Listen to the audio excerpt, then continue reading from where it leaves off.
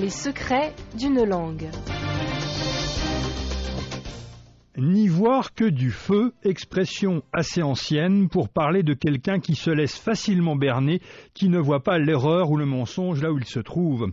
Comme l'écrit le dictionnaire Le Littré en 1872, expression familière pour évoquer une personne éblouie au point de ne rien voir et aussi de ne rien comprendre dans une affaire. Locution tirée de ce que, quand un coup est porté sur la tête ou les yeux, on voit beaucoup d'étincelles mais sans rien distinguer au moment du coup. Et c'est là que l'origine de l'expression devient particulièrement intéressante, puisqu'initialement on ne parlait pas de feu mais de bleu.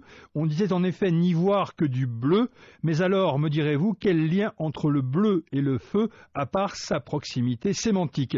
Eh bien, entre les deux, il y a un mot aujourd'hui tombé en désuétude qui est la bluette, un mot à la sonorité bien sympathique pour parler d'une étincelle de feu, une petite flamme bleue qui parvient à aveugler quelqu'un pendant un court instant.